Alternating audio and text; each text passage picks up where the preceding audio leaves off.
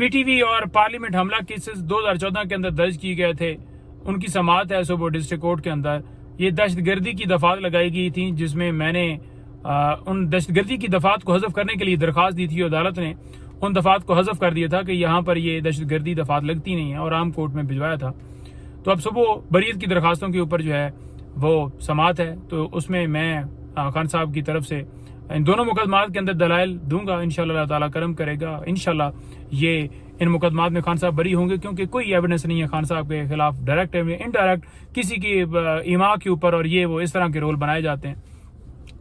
इसके अलावा आज़ादी मार्च, खान साहब के ऊपर मुख्तलिफ मुकदमात बनाए गए थे। एक दिन में 19 के करीब मुकदमात बनाए गए थे इस्लामाबाद के अंदर, तो वो भी डिस्ट्रिक्ट कोर्ट के अंदर उन मुकदमात की भी समाअत है, वहाँ भी बरीत के दलाइल दिए जाएंगे कि खान साहब को बरी किया जाए। मुख्तलिफ मुकदमात इस बुनियाद के ऊपर खान साहब के हमने बरी करवाए कि खान साहब के खिलाफ कोई एविडेंस नहीं है, तो लिहाजा वो भी सुबह समाअत के लिए फिक्स हैं। अच्छा, इसके अलावा मैं आपको बताऊं कि खान साहब के जो 12 मुकदमात लाहौर में एंटी टेररिज्म कोर्ट के अंदर उनकी समाअत है, उसमें खान साहब को वीडियो लिंक के जरिए पेश किया जाएगा। वैसे अगर खान साहब को वीडियो लिंक के जरिए पेश करना हो कि उनकी जमानतें डिसाइड की जाएं तो नहीं किया जाता। अदालत बार बार हुक्म देती रहती है खान साहब को पेश करें, यहाँ पर लाएं या वीडियो लिंक के जरिए पेश करें, तो कहा जाता है कि नेट नहीं है। लेकिन रिमांड देना था तो वीडियो लिंक के जरिए वहां पर दे दिया गया। तो ये कार्रवाइयाँ तो जारी हैं, और सुबह वो मजीद कहेंगे कि मजीद हमें रिमांड दिया जाए, और हम रिमांड को कंटेस्ट करेंगे। वहाँ पर हमारे जो है वो पंजाब के अंदर जो MPAs वगैरह हैं उनको भी जो है वो कहा गया कि वो मैक्सिमम वहाँ पर खान साहब के साथ इज़हार यकजहती के लिए पहुँचें, इंशाल्लाह पहुँचेंगे।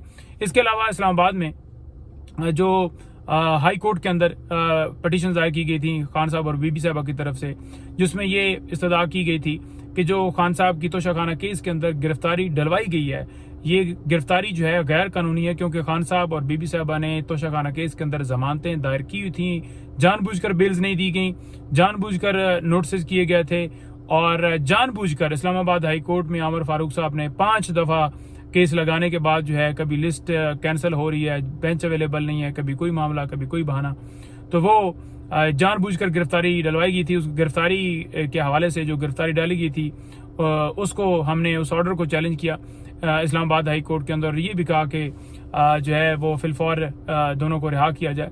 तो वो दरख्वास्त भी दोनों की तरफ से जो दरख्वास्तें दी गई थी वो इस्लामाबाद हाई कोर्ट के अंदर फिक्स हैं। इसके अलावा जो है वो रऊफ हसन साहब, उनको डिस्ट्रिक्ट कोर्ट के अंदर पेश किया जाएगा। 2 दिन का रिमांड जो है वो लिया गया था। रऊफ हसन के साथ दीगर लोग भी 2 दिन के लिए पुलिस के जो है वो हवाले किए गए थे, उनकी कस्टडी में दिए गए थे। झूठा मुकदमा उठा के जिस तरह वो लेकर गए, उनके पास कोई ना वारंट थे, ना कोई उनके पास कोई एविडेंस थी। बाद में मुकदमा दर्ज करके और कहा कि यहाँ पर सेल है और बड़ा काम करता है और बड़ी पोस्टें लगाता है, पाक फौज के खिलाफ लगाता है, मुल्क के खिलाफ है, ये है वो है। तो आपको पता ही है कि एक बयानिया बनाया जा रहा है, किया जा रहा है, ताकि पॉलिटिकल विक्टिमाइजेशन जो है वो जारी रखे, आवाज़ बंद की जाए, कोई बोले नहीं। तो फिलहाल सुबह की हद तक जो केसेस हैं उनकी तफसीलात यही हैं। इंशाल्लाह ताला करम करेगा, सुबह फिर मैं मजीद अपडेट दूंगा।